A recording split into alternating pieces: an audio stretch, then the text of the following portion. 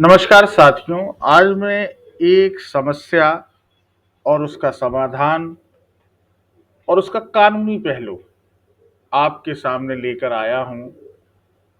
हम सभी जिस तरीके से मॉडर्नाइज सोसाइटी को कॉपी करने लग रहे हैं, इस सब में हमारे बुजुर्गों की उपेक्षा हो रही है।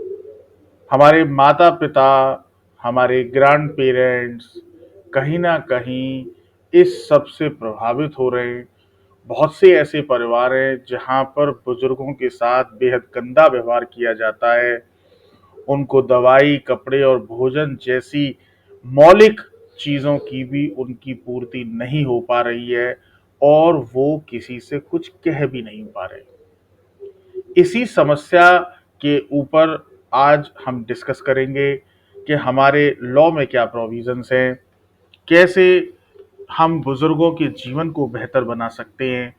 ये जो एक्ट है, इस एक्ट का नाम the maintenance and welfare of parents and citizens act 2007 में ये भारत सरकार ने बनाया। कुछ एक जानकारी मैं लॉ के विद्यार्थियों के लिए भी इसमें ऐड करना चाहूँगा कि ये इनेक्ट हुआ 29 दिसंबर 2007 को, मतलब लागू हुआ 29 दिसंबर 2007 को। ये एक्ट बहुत छोटा एक्ट है लेकिन बहुत ही प्रभावी एक्ट है, जिसमें 7 चैप्टर्स हैं और 32 सेक्शंस हैं। ये 58 जो हमारा रिपब्लिक ऑफ इंडिया था उसमें ये लिया गया, और ये पूरा का पूरा जो एक्ट है वो फॉलो करता है आर्टिकल 41 को। आर्टिकल 41 के अंतर ही जो ओल्ड एज लोग हैं उनकी क्या सुरक्षा है, इसके बारे में बात करी गई है। और फर्दर इस एक्ट को बनाकर बुजुर्गों की क्या अधिकार हैं, बच्चों की क्या जिम्मेदारियां हैं, इसको ये एक्ट डिफाइन करता है। और ये एक्ट पूरे के पूरे इंडिया में लागू है। हर स्टेट ने अपने रूल्स बनाए इसको लागू करने के लिए, क्योंकि लॉ के सभी स्टूडेंट्स और एडवोकेट्स और जजेस इस बात को जानते हैं कि एक्ट बनने के बाद जब तक उसके रूल्स नहीं फ्रेम किए जाएंगे, कोई भी एक्ट इफेक्टिवली काम कैसे करेगा न्यायालय में, पुलिस के पास, सिस्टम के पास। तो रूल्स में ये बातें डिफाइन करी जाती हैं कि किसी भी एक्ट की को एप्लीकेबल कैसे बनाया जाएगा। तो यूपी में भी हमारी सरकार ने देखा 2007 के बाद बहुत सारे केसेस जब आने लग गए समाज में बुजुर्गों के, कि बुजुर्ग पीड़ित हो रहे हैं, उनको न्याय नहीं मिल पा रहा, उनके लड़के लड़कियां बहुएं उनको शोषित कर रहे हैं, रिश्तेदार उनको शोषित कर रहे हैं। तो सरकार ने 2014 में इस पर रूल्स बनाए और सरकार ने एक प्रकार से सुरक्षा कवच बुजुर्गों के लिए बना के तैयार किया कि वो इस एक्ट के द्वारा अपनी मौलिक जो आवश्यकताएं हैं उनकी पूर्ति अपनी संतान के द्वारा कर सकते हैं। इस एक्ट में हम ये भी पढ़ेंगे कि जहां पर किसी बुजुर्ग की कोई संतान ही नहीं है, तब उसकी देखभाल कौन करेगा। क्योंकि बहुत एक जटिल प्रश्न है कि किसी का बेटा है, अब बेटे की मृत्यु हो गई, माता पिता किससे मेंटेनेंस मांगेंगे। बेटा चला गया, बहू है, बहू की क्या जिम्मेदारी है सास ससुर के प्रति। किसी का बेटा ही नहीं है, बेटी थी, तो वो बेटी से और दामाद से कैसे मेंटेनेंस लेंगे। तो बहुत सारे जो सामाजिक जटिल सवाल है, उन सबके उत्तर में ही इस एक्ट को बनाया गया। और इस एक्ट से पहले भी मैं लॉ के स्टूडेंट्स के लिए एक इंफॉर्मेशन के रूप में ये बात शेयर करूंगा कि हमारे यहाँ पर Hindu adoption and maintenance act 1956 के सेक्शन 20 में भी ये प्रोविजन थे कि जो पेरेंट्स हैं वो अपने बेटे और पुत्री से, चाहे वो लेजिटिमेट हो चाहे वो इलेजिटिमेट हो, वो डिमांड कर सकते हैं मेंटेनेंस की, लेकिन वहां पर जो ग्रैंडसन और ग्रैंड डॉटर है उनसे डिमांड नहीं करी जा सकती थी। यानी कि सेक्शन 20 जो है पूरी की पूरी सुरक्षा सीनियर सिटीजन्स को नहीं दे पा रहा था। तो अब दूसरा जो कानून में प्रावधान था वो था सीआरपीसी 125, जो अब बीएनएस बन गया है 144 सेक्शन। इसमें भी मेंटेनेंस ली जा सकती है अपने बच्चों से, लेकिन इसमें एक समस्या क्या है कि फिर वही कि ग्रैंड पेरेंट्स जो हैं वो तो ले नहीं सकते मेंटेनेंस, तो जो उनके ग्रैंडसन और ग्रैंड डॉटर है वो लायबल नहीं है। और जो हमारा सेक्शन 20 था और सीआरपीसी 125 जो है उसमें एक प्रॉब्लम ये थी कि यहाँ पर टाइम डिफाइंड नहीं है कि कितने टाइम में अगर कोई कंप्लेंट शिकायत न्यायालय के पास आ रही है तो उसको इस टाइम बाउंड फ्रेम में डिसाइड करना है। और कुछ एक जो कमी है हमारे सीनियर सिटीजन्स की डेफिनेशन में वो भी पूरी तरीके से डिफाइन नहीं था।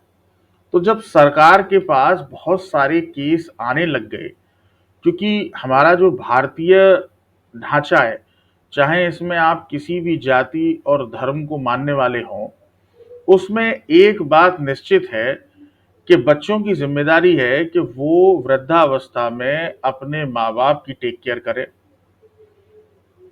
लेकिन जब ये बात देखी गई कि बच्चों ने स्वार्थ की वजह से अपने माँ बाप की टेक केयर करनी बंद कर दी, और हमने ये बॉलीवुड की फिल्मों के द्वारा भी देखा है, ये एक सामाजिक प्रॉब्लम है। राजेश खन्ना की 2 फिल्म आई, आप उनको देख सकते हैं गूगल पे करके, बहुत फेमस गाना है उसमें, माता रानी का चलो बुलावा आया है, माता ने बुलाया है। तो राजेश खन्ना ने 2 फिल्म बनाई इस सामाजिक प्रॉब्लम के ऊपर। बाद में अमिताभ बच्चन और हेमा मालिनी जी की फिल्म बागबां भी आई कि एक आदमी के 4 बेटे हैं, चारों बेटे माँ बाप को नहीं रखना चाहते, बारी बारी से रखना चाहते हैं। तो समाज में और परिवार में स्वार्थ का जो कल्चर डेवलप हुआ उसने हमारे ढांचे को हिला के रख दिया। मुस्लिम लॉ में कोई ऐसा एक्ट नहीं बना है जो लायबिलिटी क्रिएट करे बच्चों की कि वो अपने माँ बाप की सेवा और मेंटेनेंस करने के लिए बाध्य है। हालांकि उनके मुस्लिम लॉ में शरीयत के हिसाब से रूल्स तो डिफाइंड हैं कि बच्चे अपने माँ बाप की सेवा करेंगे, उन्हें मेंटेन करेंगे, लेकिन लायबिलिटी कानून की बाध्यता नहीं है। क्रिश्चियन और पारसी जो लॉ है उधर तो कोई पर्सनल लॉ है ही नहीं। तो इन जो धर्मों के लोग थे, इनके जब सीनियर सिटीजन को इस प्रकार की कोई समस्या होती थी तो उनके पास सिर्फ और सिर्फ सीआरपीसी 125 अर्थात जो आज का बीएनएस 144 है उसका ही ऑप्शन रहता था कि वो जाएं और मेंटेनेंस का दावा पेश करें अपने बच्चों से। लेकिन जैसा मैंने कहा कि इन दोनों ही प्रोविजंस में डेफिनेशन की कमी थी और एक्ट पूरी तरीके से रेमेडी बुजुर्गों को नहीं दे पा रहा था। इसीलिए सरकार ने 2007 में सीनियर सिटीजन एक्ट, जिसे हम शॉर्ट में सीनियर सिटीजन एक्ट आम भाषा में बात करते हैं, का निर्माण किया गया, इसे लागू किया गया। और इसमें सबसे अच्छी कुछ विशेष बातें हैं जिनको मैं आपके सामने रखूंगा। सबसे पहले तो डेफिनेशन क्लॉज को बहुत ही बड़ा किया गया। अब दादा दादी भी मेंटेनेंस मांग सकते हैं, ना नानी भी मेंटेनेंस मांग सकते हैं, माता पिता भी मेंटेनेंस मांग सकते हैं। लेकिन किससे मांग सकते हैं? वो ना सिर्फ अपने बेटे से मांग सकते हैं, अपनी बहू से मांग सकते हैं, अपनी बेटी से मांग सकते हैं, दामाद से मांग सकते हैं, और कोई निकटम नियर कोई उनका रिलेटिव है जो कि उनकी प्रॉपर्टी से किसी भी प्रकार का लाभ ले रहा है, वो भी लायबल है उन बुजुर्गों को मेंटेन करने के लिए। दूसरी एक इंपॉर्टेंट बात है, इस एक्ट के लिए आपको किसी भी एडवोकेट करने की जरूरत नहीं है। 90 डेज अर्थात 3 महीने के अंदर आपकी शिकायत का समाधान किया जाएगा। तो ये इस एक्ट की बहुत ही इंपॉर्टेंट बात है। लेकिन इस एक्ट के लिए आपको समझना ये पड़ेगा कि अगर इस प्रकार की कोई समस्या आपके परिवार में उत्पन्न हो रही है, हम सभी लोग अपने परिवार में बातचीत करते हैं, रिश्तेदार के माध्यम से सुलह समझौता करते हैं, मान मनोबल करते हैं कि नहीं भाई इनका देख रेख करो, इनको जो मौलिक आवश्यकताएं भोजन वस्त्र चिकित्सा की इनका इंतजाम करो, बुरा व्यवहार मत करिए बुजुर्गों के साथ। फिर भी जब लोग अपने बुजुर्गों के साथ इस प्रकार की तरीके से पेश आते हैं तो मजबूरन ऐसे बुजुर्गों को कानून का सहायता लेनी पड़ती है। और ये जो एक्ट है हमारा, इसमें सेक्शन 4 में ये बताया गया है कि सीनियर सिटीजन अपने बच्चों से रिश्तेदारों से मेंटेनेंस क्लेम कर सकते हैं। सेक्शन 6 और 7 में ये बताया गया है कि एक भरण पोषण न्यायाधिकरण अर्थात ट्रिब्यूनल गठित किया जाएगा हर डिस्ट्रिक्ट में, जिसको हेड करेंगे डीएम और जिसको चलाएंगे वहां के एसडीएम साहब। और ये भी बात करी गई कि जब आप एसडीएम के पास ये एप्लीकेशन प्रस्तुत करेंगे कि मुझे मेंटेनेंस दिलाया जाए अपने बच्चों से, और वहां से अगर कोई आदेश पारित होता है जिसकी कैपेसिटी 10,000 रुपये तक है, मैक्सिमम दिलाया जा सकता है, अगर वो नहीं कोई भी व्यक्ति सीनियर सिटीजन को पे करता है तो 5 से 8% का तो इंटरेस्ट लगेगा। सेक्शन 13 में ये बात बताई गई है। और अगर कोई भी प्रॉपर्टी में के लिए कोई वसीयत लिखी गई है या कोई गिफ्ट डीड हो चुकी है, आजकल बच्चे अपने माँ बाप से पहले से ही गिफ्ट डीड के थ्रू प्रॉपर्टी ले लेते हैं या वसीयत लिखवा लेते हैं और फिर उनके साथ बुरा व्यवहार करते हैं, तो एक एप्लीकेशन लगाने के बाद सेक्शन 23 में ये प्रावधान है कि वो प्रॉपर्टी उनके बच्चों से और रिश्तेदारों से वापस लेके उन वृद्ध के नाम कर दी जाएगी। तो ये इस एक्ट का एक बहुत बड़ा मास्टर स्ट्रोक है।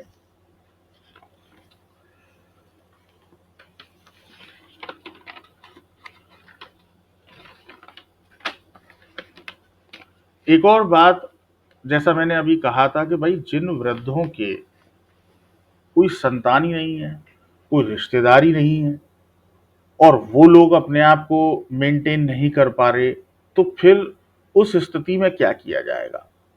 तो सरकार ने इस बात पर भी गंभीरता से सोचा और सरकार ने हर डिस्ट्रिक्ट के अंदर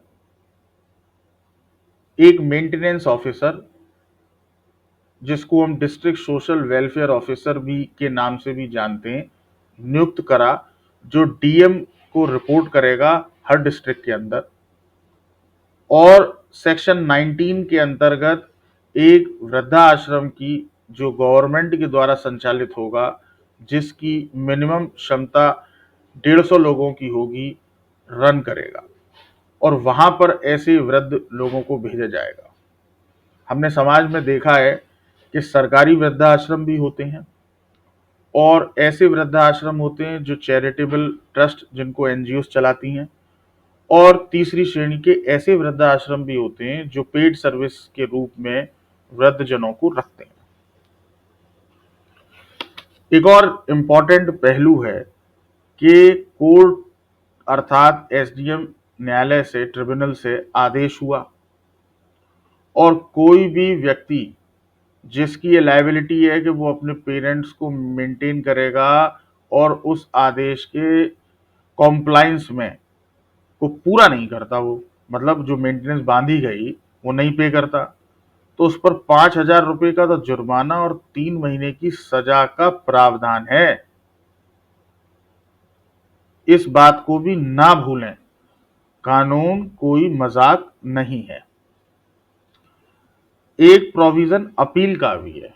अगर किसी को ऐसा लगता है कि मेरे खिलाफ जो जजमेंट या ऑर्डर पास हुआ है वो उससे संतुष्ट नहीं है, तो 60 दिन के अंदर वो जो डीएम साहब की न्यायालय है उनके पास जो उससे ऊपर की अथॉरिटी है सेक्शन 16 में अपील कर सकता है।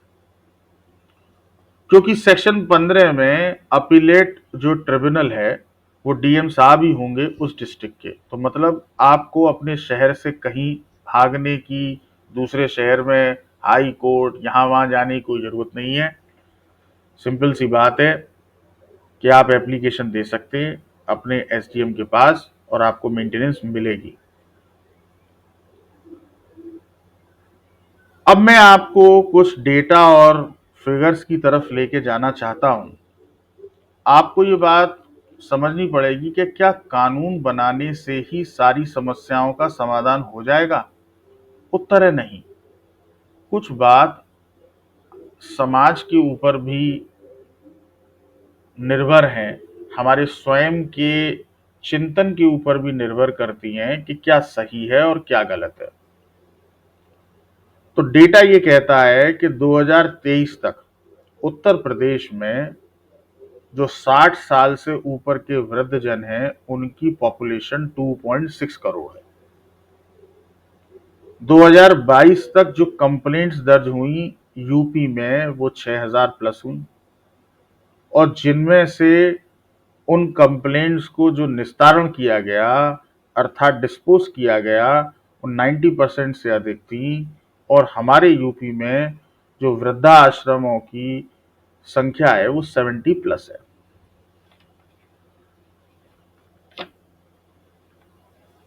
अब हम ये भी एक बात को समझते हैं कि पूरे देश का क्या हाल है।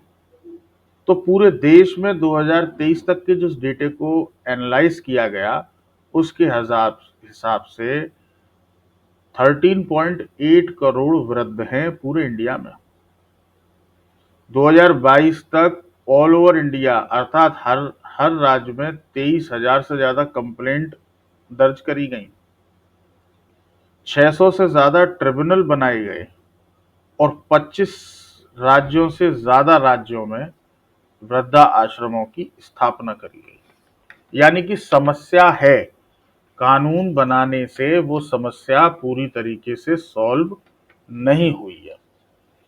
कानून में भी कुछ प्रकार की कमियां हैं और उन कमियों को लेके सरकार ने इस एक्ट में कुछ अमेंडमेंट के लिए 2019 में एक संशोधन विधेयक लेके आए जो अभी स्टैंडिंग कमेटी के पास पेंडिंग है। क्योंकि कुछ शहरों में जो बुजुर्ग बड़े शहरों में रहते हैं वहां पर 10,000 रुपए की रकम में वो अपने आप को मेंटेन नहीं कर सकते। तो 10,000 रुपए से ज्यादा के आदेश होंगे इस अमेंडमेंट पास होने के बाद। और भी बहुत सारी इसमें प्रावधान हैं जो सरकार ने एग्जिस्टिंग 2007 के कानून में कमी पाई गई उनको सुधारने के लिए इस अमेंडमेंट एक्ट को प्रपोज किया गया है। हमें ये भी समझना पड़ेगा कि क्या आज की डेट में कानून बनने से इतनी जागरूकता फैलाई जा रही है। हर धर्म के ज्ञानी लोग बार बार ये शिक्षा दे रहे हैं अपने बच्चों को कि आपकी जिम्मेदारी है अपने माँ बाप को मेंटेन करना। फिर भी समस्या एक विकराल रूप ले रही है। 2023 तक का डेटा ये कहता है कि पूरे भारत में 7,465 ओल्ड एज होम्स हैं जिसमें के 1.5 करोड़ लोग अर्थात 1.5 करोड़ लोग रहने के लिए मजबूर हैं। और इस डेटा में प्राइवेट जो शेल्टर्स होम्स हैं उनका डेटा शामिल नहीं है, सिर्फ गवर्नमेंट वाले हैं। 2031 तक मतलब 2031 तक ये प्रोजेक्शन है हमारी कि इसमें 8 से 10% का इंक्रीज होगा। जो एनजीओज ने रिसर्च करी है कि ये ओल्ड एज होम्स और इंक्रीज होंगे। तो ये जो ओल्ड एज होम्स और इंक्रीज होंगे, क्यों होंगे? कानून भी है, समाज में एक प्रकार का आंखों का शर्म भी है कि भाई अपने बुजुर्गों को मेंटेन करो, लेकिन फिर भी बुजुर्गों के साथ दुर्व्यवहार हो रहा है। तो इसका सबसे पहला कारण क्या है कि बुजुर्गों को अपने अधिकार की जानकारी नहीं है। जो बुजुर्ग है वो एक सामाजिक ताने बाने में रहना चाहते हैं और उन्हें शर्म लगती है मेंटेनेंस मांगने से अपने बच्चों के खिलाफ अगर वो कोई कंप्लेंट दाखिल करते। मतलब वो किसी कानूनी झमेले में फंसना नहीं चाहते, अपने बच्चों की शिकायत नहीं करना चाहते। बात सही है कि कोई भी व्यक्ति अपने बेटा बहू से या अपने रिश्तेदार से जीवन यापन के लिए पैसे मांगना की स्थिति में है, तो ये बहुत ही खराब स्थिति है। बच्चों को ये सोचना पड़ेगा कि उन्होंने अपने पेरेंट्स को इस स्थिति में क्यों लेके आए, क्यों वो उनके भोजन, कपड़े और दवाई का इंतजाम नहीं करते। तो ये एक प्रकार की समस्या है। समस्या हमें फिल्मों के माध्यम से भी दिख रही है, समस्या मैंने जो आपको डेटा बताया उसके माध्यम से भी आपको समझ में आ रही है। अब इसके बहुत सारे रीजंस हो सकते हैं कि आजकल जो लड़कियों की शादियां, हम सब में से ही जो माँ बाप हैं ऐसे घर में करना चाहते हैं कि हमारी लड़की को काम नहीं करना पड़े, हमारी लड़की तो नौकरी करेगी, काम वाली बाई घर में लगी होनी चाहिए और मैं तो अलग रहूंगी। फिर लड़का इसमें कुछ ऑब्जेक्शन उठाता है तो लड़की मैके चली जाती है। लड़की के माँ बाप उसको ये शिक्षा नहीं देते जो आदिकाल में दी जाती थी कि सास ससुर माता पिता के समान है, तुम्हारा कर्तव्य है इनकी सेवा करना। कुछ बच्चे बड़े शहरों में नौकरी के लिए चले जाते हैं, वो अपने माँ बाप को अपने पास नहीं रखना चाहते। तो जिंदगी भर जिन माँ बाप ने आपको पाल पोस के पढ़ा लिखा के इस काबिल बनाया कि जब आज उनका वृद्धावस्था का समय है, आप ना तो उनसे बात कर रहे, उनकी उपेक्षा कर रहे हैं। कुछ घरों में तो माता पिता की पिटाई करी जाती है, उनको समय पर खाना नहीं दिया जा रहा। वृद्धावस्था में तो लोग दवाइयाँ ज़्यादा खाते हैं, भोजन कम खाते हैं, और उन्हें चाहिए क्या होता है, कोई व्यक्ति हो जो उनसे दो बात कर ले। तो इस प्रकार का ये जो हमारा सामाजिक ताना बाना है, ये भयंकर रूप से बिगड़ रहा है। डिवोर्स रेट्स भी इंक्रीज हो रहे हैं। जहां बेटा ये कहता है कि नहीं मैं तो अपने माँ बाप की सेवा करूंगा, वो मेरे साथ रहेंगे, तो पत्नी कहती है मैं तो चली अपना बैग लेके। लड़की के जो घर वाले हैं वो उसको ही सपोर्ट करते हैं। लेकिन जब उनके घर में बहू के रूप में लड़की जब आती है तो फिर वहां पर समस्याएं वही उत्पन्न हो जाती हैं। तो कहने का मतलब हुआ कि कल तक आप जिनके घरों में समस्या देखकर ताली बजा रहे थे, आंखें मूंद रहे थे, उल्टी सीधी बात करके अपनी लड़की को गलत बातें सिखा रहे थे, जब आज खुद का नंबर लगा तो आप संस्कार की दुहाई देते हैं। तो ये जो दोहरा चरित्र है हम में से ही समाज के लोगों का, ये बेहद गलत है।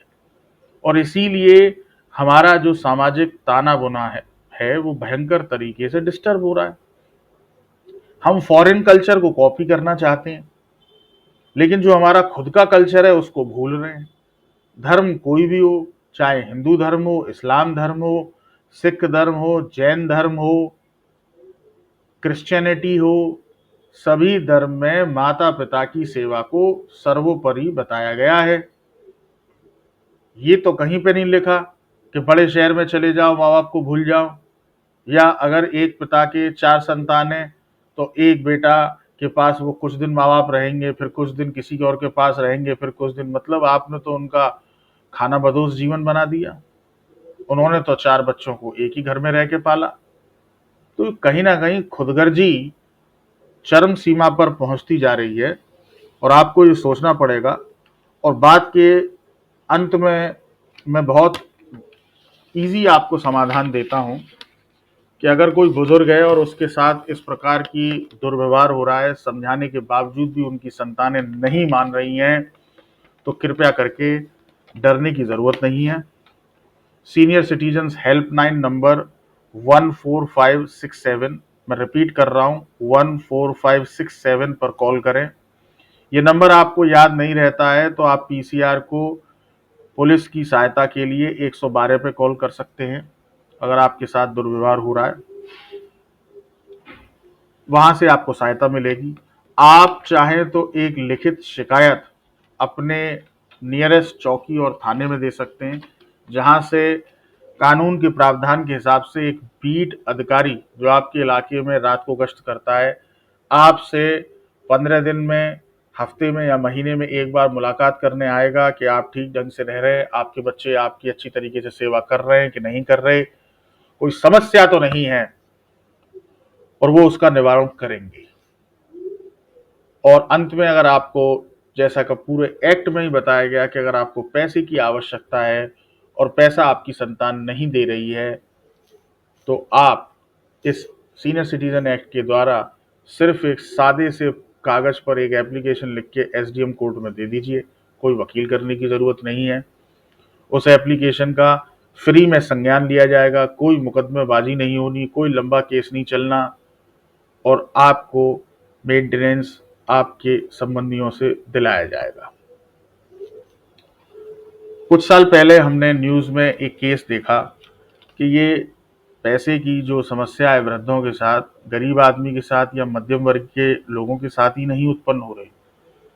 ये जो समस्या है, जो धनाढ्य लोग हैं इस देश के, टॉप रेमंड जो कपड़े की कंपनी है, उनके मालिक के साथ भी यही हुआ कि उन्होंने अपने जीवन काल में अपने बेटे को सारी संपत्ति ट्रांसफर कर दी, और आज वो कोर्ट में मेंटेनेंस के मुकदमे लड़ रहे हैं, अपनी प्रॉपर्टी को वापस चाहते हैं। वो आज किराए के मकान में रहते हैं अपनी पत्नी के साथ, और ये भी भारतीय समाज में धनाढ्य व्यक्तियों में बेटे और बहू उनके साथ कर रहे हैं। तो जागरूक बने, कुछ समय इस बात को सोचें कि आपको अपने बुढ़ापे के लिए पैसे को जोड़ के रखना चाहिए। अपने बच्चों को अच्छे संस्कार दीजिए। बच्चों का भी ये धर्म बनता है कि जिन माँ बाप ने आपको पढ़ाया लिखाया, उनकी सेवा करना आपका नैतिक कर्तव्य है। हर धर्म में ये बात लिखी है, इस बात का धर्म से कोई मतलब नहीं है। माता पिता ही धरती पर आपको लेके आए, आपकी जिम्मेदारी बनती है कि आप उनको मेंटेन करें, और कोई भी समस्या है तो उसको बातचीत के ज़रिए सॉल्व करें। माँ बाप का भी ये दायित्व है कि उन्हें भी अपने बच्चों से तालमेल और सामंजस्य बिठाना चाहिए, जिससे कि वो अपने और उनके जीवन को आराम से परिवार में चला सकें। मैं उम्मीद करता हूँ मैं उम्मीद करता हूँ कि ये आज का जो डिस्कशन है इस एक्ट के ऊपर आपके लिए हेल्पफुल होगा, और बहुत सारे मेरे पास केस स्टडीज़ भी हैं जहाँ पर जो एसडीएम कोर्ट है, इस ट्रिब्यूनल ने फैसला दिया, तो उस सब की आवश्यकता अगर पड़ेगी तो किसी और वीडियो में मैं आपके साथ शेयर करूँगा।